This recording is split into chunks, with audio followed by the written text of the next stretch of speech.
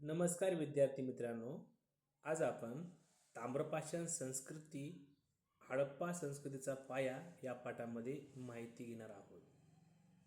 बघा, पहिला प्रश्न आहे, आद्य हडप्पा संस्कृतीचा पाया ताम्रपाषाण युगीन संस्कृतीवर कशा आधारित होता हे उदाहरणासह सांगा. आता या ठिकाणी आपण असं म्हणू शकतोय की आद्य हडप्पा संस्कृतीचा पाया हा उत्तर पश्चिम भारत व पाकिस्तानातील विविध ताम्रपाषाण संस्कृतीचा परंपरावर आधारित होता. या स्थानिक संस्कृतीची हळूहळू एकसारखी शहरी नैसर्गिक स्वीकारले आणि त्यातूनच प्रगल्भ हडप्पा संस्कृती विकसित झालेली आहे. आता उदाहरण घ्यायचं झालं तर आम्री संस्कृती आहे. आम्री संस्कृती, नंतर कोटदिजी संस्कृती आहे, नंतर स्वाती सिसवाल संस्कृती आहे, नंतर मेहरगड जी बलुचिस्तानमध्ये आहे ही संस्कृती आहे.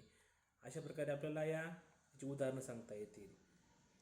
ही उदाहरणं कायची आहेत? त्या आद्य हडप्पा संस्कृतीची आपल्याला या उदाहरणं सांगता येतील. आता जी आम्री संस्कृती आहे त्याला आपण सिंध म्हणतोय की याच्यामध्ये काय आहे, जे काय हडप्पातील जे काय भांडे वगैरे असतील याचा पाया जो आहे ही आम्री संस्कृतीमध्ये आपल्याला दिसून येतो.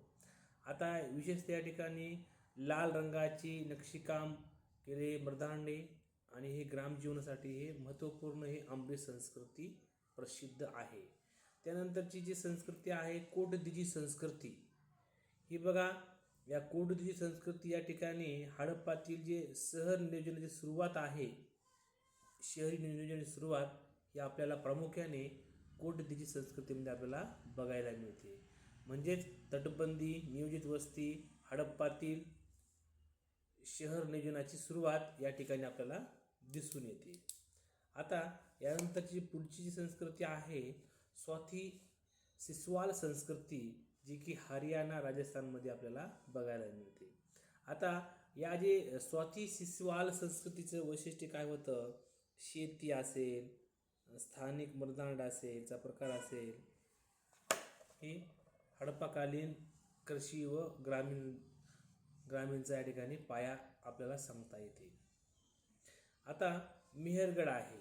हे जे मेहरगड आहे या मेहरगडमध्ये शेती, पशुपालन, कारागिरी, आर्थिक व तांत्रिक परंपरा या ठिकाणी आपल्याला जोपासताना दिसते.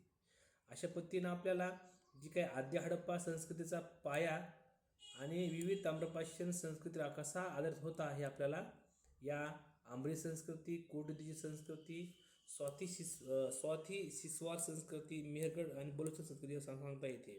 त्यानंतरचा आपलं असं म्हणता येते, आपल्याला काय म्हणता येते की जी आद्य हडप्पा संस्कृती ही अचानक उदयास आलेली नसून ती विविध ताम्रपाषाणयुगीन संस्कृतीच्या सातत्यपूर्ण विकासातून घडलेली एक संयुक्त प्रक्रिया होती असं आपल्याला म्हणता येते.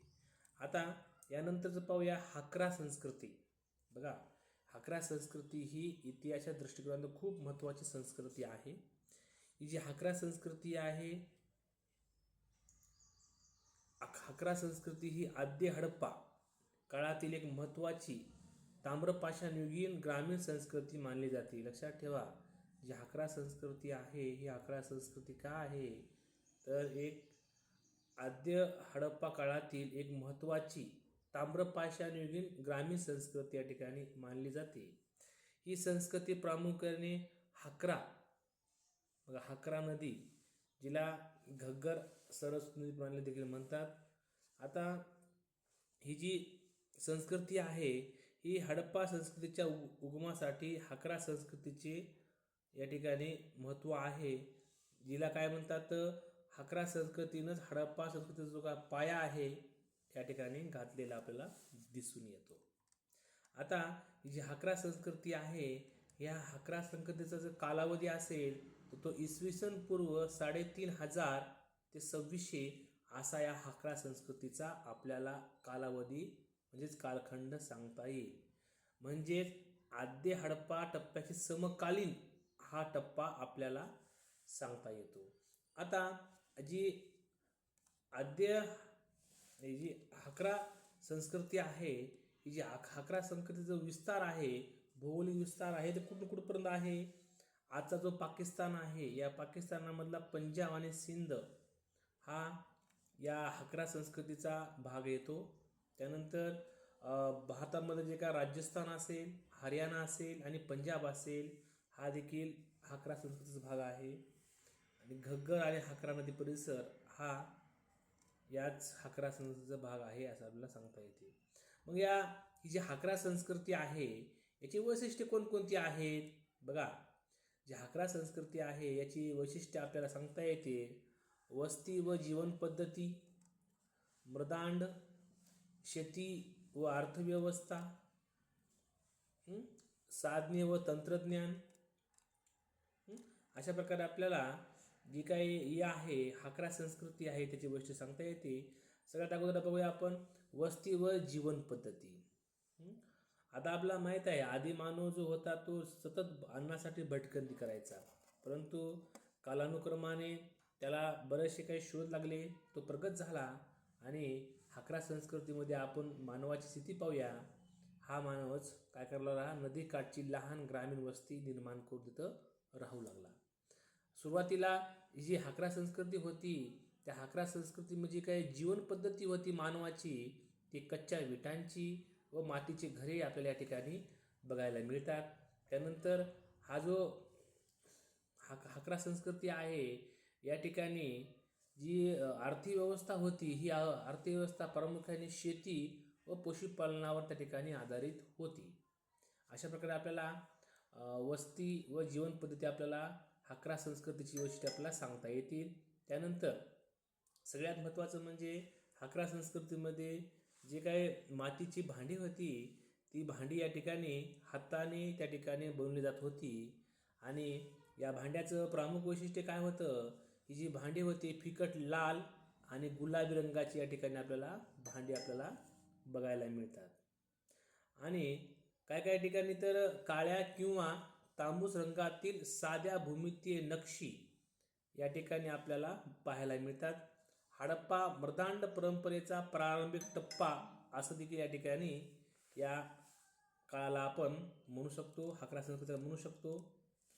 नंतर जी शेती व अर्थव्यवस्था आहे, या शेती व अर्थव्यवस्थेमध्ये पाहायला झालं तर त्या ठिकाणी गहू, जव यांची लागवड त्या ठिकाणी होत होती.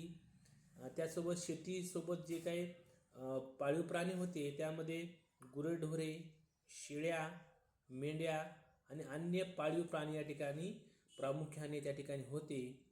आणि जी काही तिथली सिस्टीम होती ती स्थानिक देवाणघेवाण इथपर्यंत मर्यादित होती. आता त्यावेळेची साधने व तंत्रज्ञान कोणते होतं, तर दगडी व तांब्याची प्राथमिक साधने आपल्याला या ठिकाणी सांगता येतील. त्यानंतर सूक्ष्म पाते, कुऱ्हाडी, दळणवळणाची साधने अशा प्रकारे त्या ठिकाणी उपलब्ध आपल्याला दिसून येते.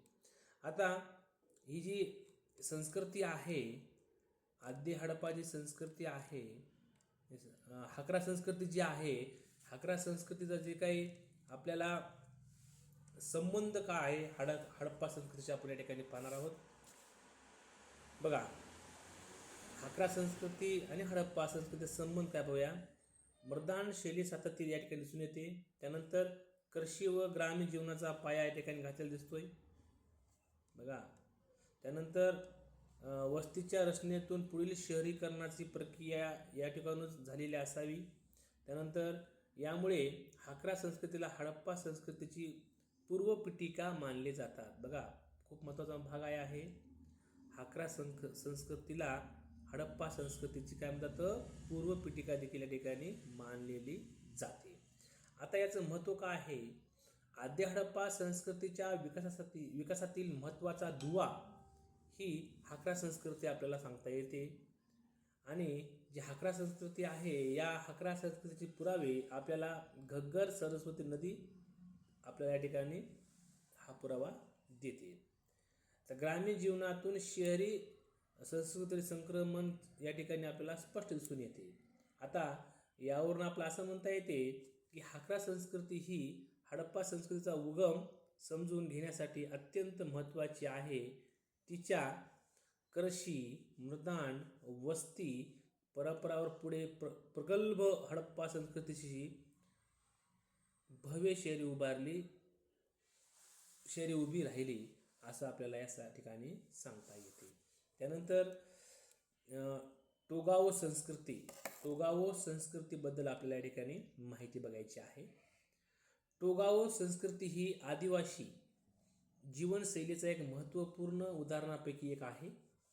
यांच्या ऐतिहासिक संदर्भात बघायचं झालं तर पहा, महाराष्ट्र, त्यानंतर मध्य प्रदेश, त्यानंतर छत्तीसगड येथील जे काही आदिवासी लोकसंस्कृतीमध्ये त्यांचा गडबड करणारा प्रभाव दिसून येतो. या संस्कृतीचे इतिहास, सामाजिक संरचना, धार्मिक विश्वास यांचा अभ्यास करण्यासाठी काही महत्त्वाच्या बाबींचा विचार केला जातो.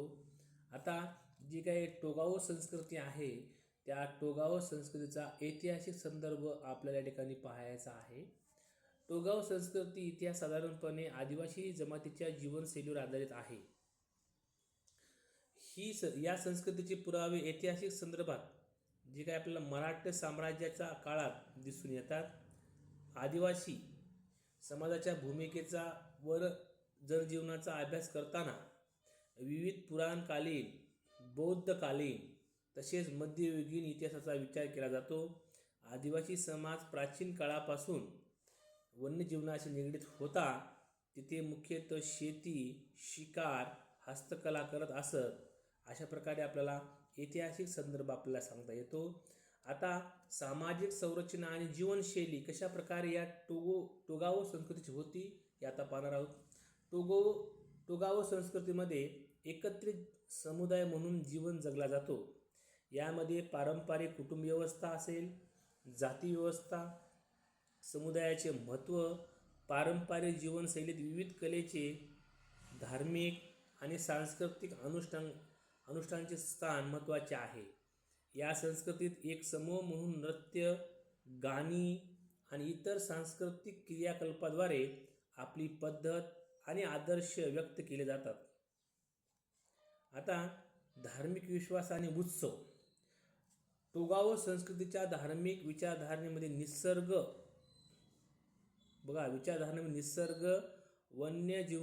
वन्यजीवांचे पूजन हे महत्त्वाचं आपल्याला या ठिकाणी दिसून येते. आदिवासी जमात ही शंकर, नंतर देवी देवता,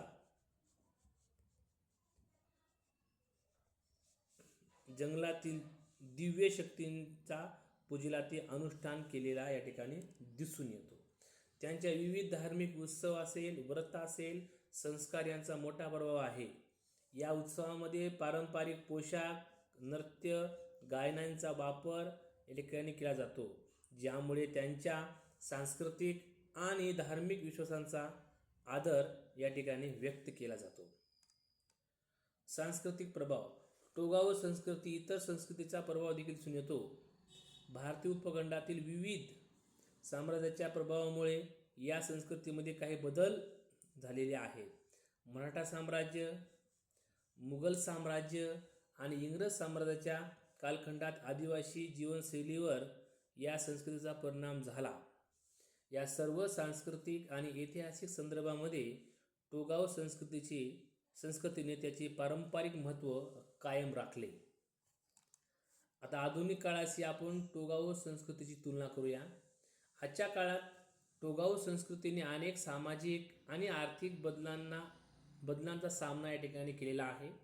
जमिनीत होणाऱ्या बदलामुळे आणि विविध विकास प्रक्रियामुळे टोगाओ समाज अनेकदा परंपरा आणि आधुनिकता यामध्ये संतुलन साधण्याचा प्रयत्न करत आहे. यामध्ये आधुनिक शिक्षण असेल, आरोग्य असेल, शहरीकरणाच्या प्रभावामुळे काही बदल झाले असले तरी त्यांची सांस्कृतिक परंपरा टिकवून ठेवण्याचे प्रयत्न चालू आहेत असं आपल्याला सांगता येईल. अशा पद्धतीनं टोगाओ संस्कृती ही एक प्राचीन आदिवासी संस्कृती आहे, जी इतिहास, समाजशास्त्र आणि संस्कृतीच्या अध्ययनाचे महत्त्वपूर्ण अंग आहे. त्यांच्या ऐतिहासिक संदर्भातील अभ्यास आपल्याला आदिवासी समाजाच्या जीवनशैली, त्यांचे परंपरागत धार्मिक विश्वास आणि त्यांच्या सामाजिक आणि सांस्कृतिक व्यवस्थेची या ठिकाणी आपल्याला माहिती मिळून जाते. अशा प्रकारे आपण टोगो संस्कृतीबद्दलची या ठिकाणी माहिती पाहिलेली आहे. आता आद्य हडप्पा काळातील जी घर बांधणी होती, या आद्य हडप्पा काळातील घर बांधणी याबद्दलची आपण माहिती पाहूया. आद्य हडप्पा काळ हा जो होता, इसवी सन पूर्व 3300 ते 2600 असा कालगणना हा आद्य हडप्पा काळाशी केला जातो. हा सिंधू सभ्यतेचा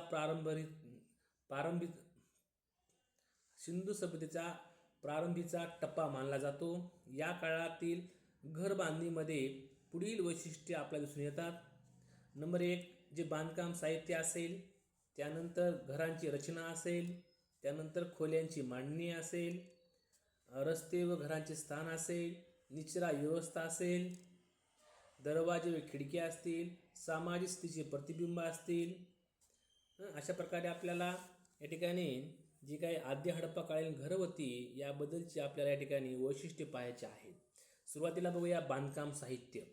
बघा, प्रामुख्याने कच्च्या विटा, मातीच्या विटा वापरल्या जात होते. त्यानंतर काही ठिकाणी दगड व लाकडांचाही मर्यादित वापर या ठिकाणी होतो.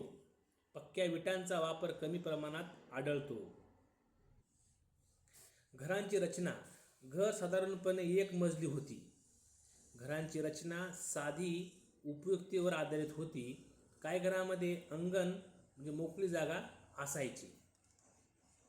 आता खोल्यांची मांडणी. घरामध्ये 2 किंवा 4 खोल्या असत. स्वयंपाकासाठी स्वतंत्र जागा किंवा चुलीची अवशेष या ठिकाणी आढळतात. धान्य साठवण्यासाठी कोठाडीसारख्या खोल्या होत्या. आता रस्ते व घरांचे स्थान. घरे सरळ रेषेत बांधली नसून, बघा,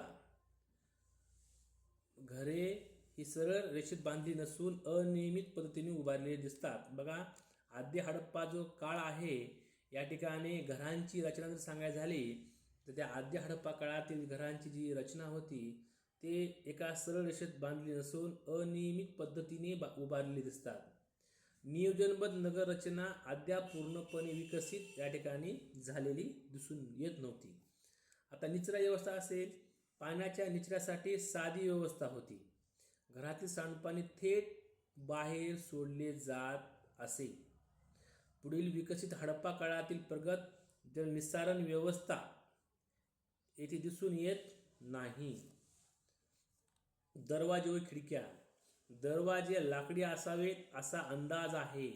खिडक्यांचे पुरावे कमी प्रमाणात या ठिकाणी सापडलेले आहेत.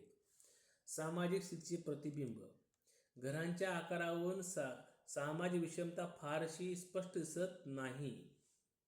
बहुतेक घरे एकसारख्या आकाराची होती. महत्त्व. आद्य हडप्पाकालीन घर बांधणी ही पुढील प्रगत हडप्पा नगररचनेची पायाभरणी होती. याच काळात स्थिर वस्ती ग्राम संस्कृतीची सुरुवात झालेली आपल्याला दिसते. यावरून आपल्याला असं म्हणता येते की आद्य हडप्पा काळातील घर बांधणी साधी, उपयोगी, स्थानिक साधनसंपत्तीवर आधारित होती. पुढील प्रगत हडप्पा काळातील उत्कृष्ट नगर नियोजन व मजबूत बांधकामाची बीजे. बघा, प्रगत हडप्पा काळातील उत्कृष्ट नगर नियोजन, मजबूत बांधकामाची बीजे याच टप्प्यात रोवली गेली असं आपल्या ठिकाणी म्हणता येतील. आता यानंतर पाहूया जे आद्य हडप्पा काळीन जी काही खापरे होती याबद्दलची या ठिकाणी माहिती पाहूया. आद्य हडप्पा काळ हा सुमारे इसवी सन पूर्व 3300 ते 2600 असा गणला जातो. हा सिंधू सभ्यतेचा प्रारंभिक टप्पा असून या काळातील खापरे सामाजिक, आर्थिक व सांस्कृतिक जीवनाचे महत्त्व व पुरावे देतात. आता ही जी काय आपण आद्य हडप्पा काळातील खापरे पाहत आहोत याच्यामधला जो सुरुवातीचा भाग आहे जे की साहित्य व निर्मिती. खापरे प्रामुख्याने मातीपासून तयार केली जात. बहुतांश खापरे हाताने बनवली जात तर काही कुंभार चक्राचा वापर करून मर्यादित प्रमाणात वापरलेली या ठिकाणी दिसतात. त्यानंतर जी का भाजणी असेल ही मध्यम तापमानात केली जात असल्याने खापरे तुलनेत जाड व कमी टिकाऊ असायची. आता रंग व पृष्ठभाग. लाल, तांबूस, करड्या रंगाची ही खापरे आढळतात. काही खापरावर तर मॅट मंद पृष्ठभाग देखील या ठिकाणी दिसतो. पॉलिश किंवा चमकदार घास फारसा आढळत या ठिकाणी नाही. आकार व प्रकार आपण या ठिकाणी पाहूया. मडकी असतील, हांडी असेल, ताट असेल, वाटी असेल, ताट असेल, भांडी असतील, हे दैनंदिन वापराचे प्रकार अधिक प्रमाणात आपल्याला दिसून येतात. तर सरळ किंवा किंचित गोल असलेली भांडी देखील आपल्याला या ठिकाणी बघायला मिळतात. आता जे काही झाकणांचा वापर होता, हा झाकणाचा वापर कमी प्रमाणात होता असं दिसून येते. नंतर अलंकरण व नक्षीकाम या ठिकाणचं आपण माहिती घेऊया. अलंकरण साधे रेषा, ठिपके, लाटा, झाडांच्या साध्या आकृती अशा ठिकाणी दाखवायचे. रंगकाम बहुतेकदा काळ्या रंगाने लाल पार्श्वभूमीवर केलेले. प्राणी व जटिल आकृती दुर्मिळ या ठिकाणी आपल्याला बघायला मिळते. आता उपयोग कायसाठी होतो, जे आपण या ठिकाणी पाहत आहोत, काय आद्य हडप्पा काळातील खापरे, याचा उपयोग काय आहे, तर याचा उपयोग आज सांगता येते अन्न शिजवणे, अन्न साठवणे, पाणी ठेवण्यासाठी आपण याचा वापर करत होतो. काही खापरे धार्मिक समारंभिक उपयोगासाठी असावेत असाही अंदाज लावला जातो. आता ही जी काही प्रादेशिक वैशिष्ट्ये आहेत या ठिकाणी आपण पाहणार आहोत. कोटदिजे असेल, अमरी असेल, सोती सिसवाल असेल, या संस्कृतीमध्ये आढळणारी खापरे हे आद्य हडप्पाशी संबंधित आहेत. बघा, प्रश्न येऊ शकतो, आद्य हडप्पाशी संबंधित असणारी खापरे आपल्याला कुठे मिळतात, तर कोटदिजी, अमरी, लोती सिसवाल असं आपल्याला सांगता आलं पाहिजे. प्रदेशानुसार आकार, रंगात थोडे फरक या ठिकाणी दिसतात. आता सामाजिक आर्थिक महत्त्व काय आहे, स्थिर वस्ती, अन्न साठवण आणि दैनंदिन जीवनातील माहिती या ठिकाणी आपल्याला मिळते. कुंभारकामाची सुरुवात व तंत्रज्ञानाचा विकास या ठिकाणी आपल्याला दर्शवतो. आता प्रगत हडप्पाशी तुलना करूया. जी आपण आता जे पाहत आहोत आद्य हडप्पा, याची आपण प्रगत हडप्पाशी या ठिकाणी तुलना करूया. आद्य हडप्पातील खापरे साधी व कमी सजावटीची होती, तर प्रगत हडप्पा काळात चाकावर बनवलेली, पातळ, उत्कृष्ट व अधिक अलंकृत खापरे होती.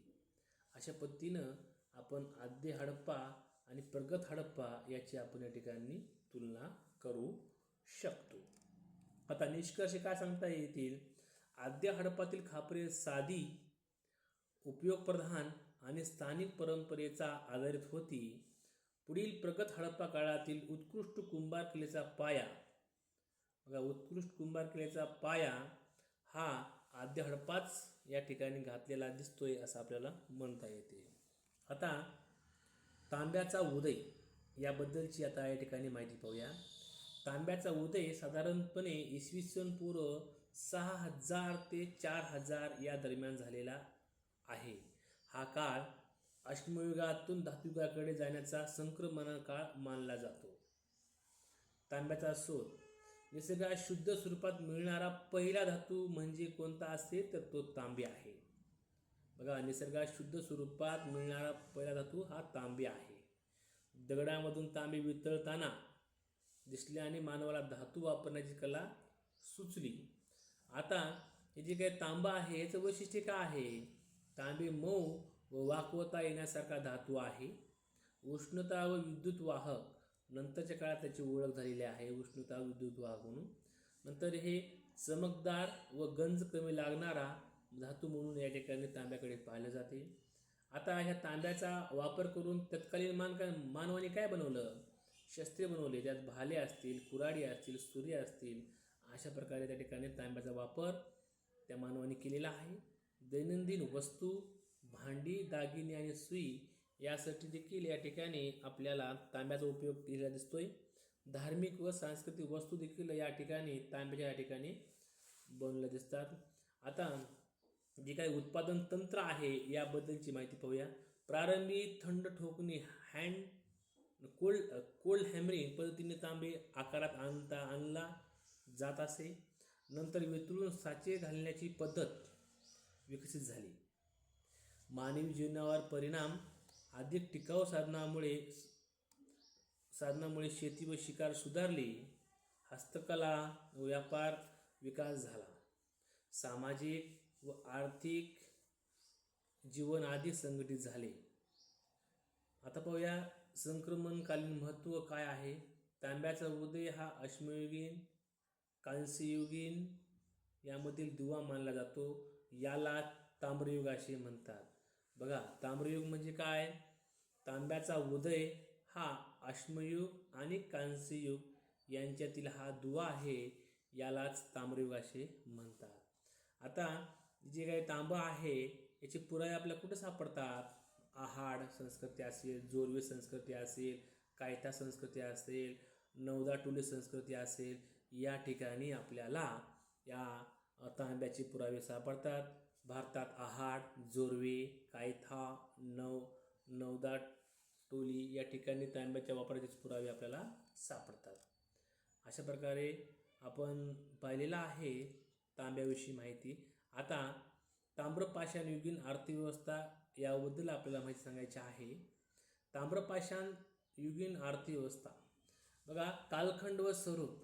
ताम्रपाषाण साधारणपणे इसवी पूर्व 3000 ते 1000 या काळामध्ये आढळतो. या काळात दगडी साधनासोबत तांब्याचा मर्यादित वापर या ठिकाणी सुरू झालेला दिसून येतो. शेती ही प्रमुख उपजीविका. या युगात अर्थव्यवस्था मुख्य आधार शेती होता. गहू, ज्वारी, बाजरी, तांदूळ, हरभरा इत्यादी पिकांची लागवड केली जात असे. शेती पावसावर अवलंबून होती. पशुपालन. गाय, बैल, शेळी, मेंढी, म्हैस यांचे पालन केले जात असे. पशुपालनामुळे दूध, मांस, चामडे व शेतीसाठी बैलांचा उपयोग होत असे. आता शिकार व संकलन. शेतीसोबतच शिकार व अन्न संकलन ही उपयोगी साधने होती. जंगलातील फळे, कंदमुळे यांचा देखील वापर या ठिकाणी होत होता. हस्तव्यवसाय व कारागिरी. हस्तव्यवसाय व कारागिरी. तांब्याची साधने व दागिने तयार करणे, मातीची भांडी, काळी लाल मृदांडी, दगडी हाडांची व शंखाची उपकरणे यामुळे कारागिरी व्यवसाय विकसित या ठिकाणी झालेला आहे. व्यापार व देवाणघेवाण. चलन नसल्यामुळे वस्तू विनिमय पद्धतीने व्यापार या ठिकाणी झाला दिसून येतोय. स्थानिक तसेच दूरवरच्या प्रदेशांशी व्यापाराचे पुरावे मिळतात. साठवण क्षमता. धान्य साठवण्यासाठी कोठारे, खड्डे वापरले जात. यावरून स्थिर व नियोजित अर्थव्यवस्था दिसून येते. सामाजिक आर्थिक बदल. स्थिर वस्ती वाढली, कामाचे विभाजन झाले, आर्थिक असमानतेची सुरुवात या ठिकाणी झालेली आहे. निष्कर्ष.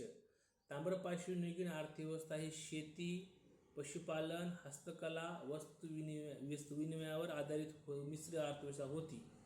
याच काळात पुढील कांस्ययुगीन प्रगत अर्थव्यवस्थेची पायाभरणी याच ठिकाणी आपल्याला झालेली दिसून येते. अशा प्रकारे आपल्याला या ठिकाणी माहिती सांगता येते. मुलांनो, अशा प्रकारे आपण ताम्रपाषाण संस्कृती आणि हडप्पा संस्कृतीचा पाया या ठिकाणी पाहिलेला आहे.